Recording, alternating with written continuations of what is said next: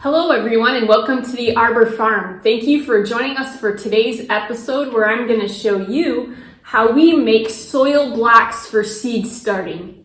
Let's get started.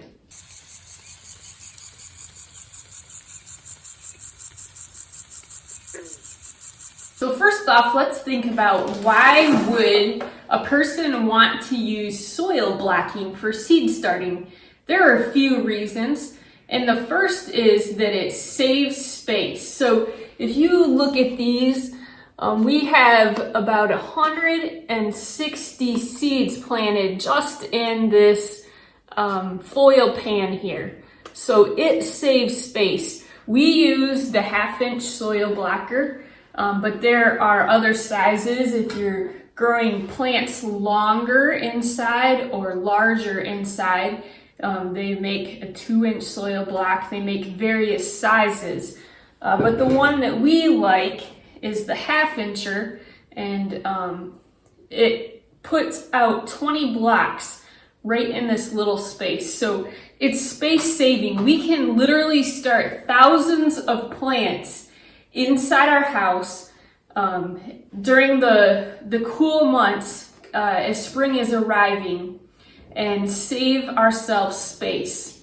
The second reason is it allows us to control our seeds rather than just broadcasting them out on the ground and hoping that some come up and some will get weeded out, no doubt, because it's hard to tell when a little seedling is a weed or a plant. This allows us to keep control of them and let them stay inside until they're nice size to be transplanted out. The third reason that you might like to start soil blocking is many plants, for us flower farmers, many flowers prefer to be started inside in a controlled environment and then transplanted out. And so it allows us to use our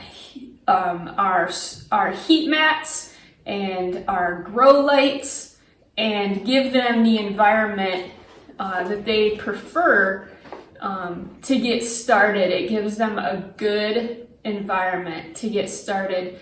And then when you're transplanting them out, you can literally pick out a single block and stick it in the ground so as to not disturb the roots. It gives them a great fresh start. So when should you use soil blocking? I mentioned that there are many flowers that like to be started inside in a controlled environment as a transplant, but there are also a few that do not.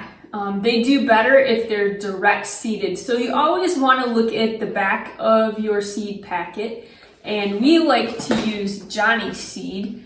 And many times they give a lot of the information on the back of the seed packet. So for example, this one, and I'm looking at sage here, and I'm reading the back. It says transplant is recommended. Start seeds inside 6 to 8 weeks before the last frost. So you know that soil blocking will work for that type of seed. If the recommended type of culture is a direct seed, you don't want to use soil blocking for that. Instead, that type of seed would do better if it's directly planted right into the ground outside where it will grow. What do we use for our soil block recipe? You don't want to just take some dirt from outside and try to make soil blocks out of it. That's not a good way or the best way to start your seedlings. So here's what we use for our recipe, and I'll drop this in the description below so that you can easily access it. But what we use, we mix up a bowl about this size, and this size bowl does about 2.5 pans of 1/2-inch soil blocks. So here's our recipe. We use 16 cups of peat that has been sifted. So 16 cups of sifted peat. Then we used 4 cups of sifted compost. And then we add in a 1/4 cup of green sand. This helps to provide nutrients to the seedlings as they get started. And we also add a 1/4 cup of rock phosphate powder. You want it in the powder form so that it mixes in easily. And this also provides nutrients to the seedlings. So we use the sifted varieties and the powder varieties so that it creates a nice smooth texture. You don't want to be finding things like sticks and rocks in your soil blocks. That will hinder you creating a nice smooth block. Then after we have the dry ingredients, we add in 6 to 7 cups of water and mix it up. You want the consistency to be a very wet consistency, muddy in effect. So you do that, and then we'll show you how to make the blocks. All right, so here's how we make our soil blocks. We've got our very wet blocking recipe mixed up. A portion of that has been scooped out into the pan, and then we just use these foil pans.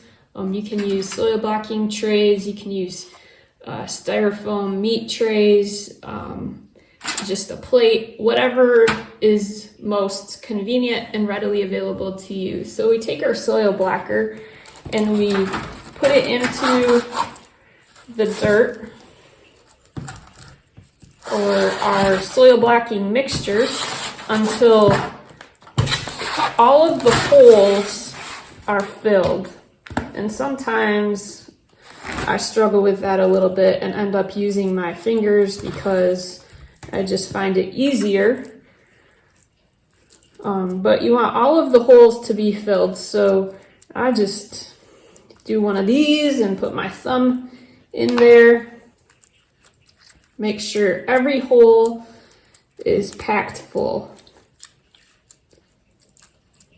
Then I top it off and clean it up. So make sure that it's nice and packed in there because I want a nice firm soil block. Clean it up and get ready to add it to my tray.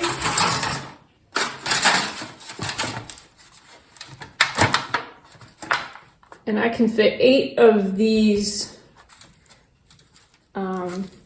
complete blocks of 20 in one of these trays. So I just press down on my spring-loaded thing and pull it up, and then I have my soil blocks ready to go. And you'll notice that they have a nice indentation on there so that I can put the seeds.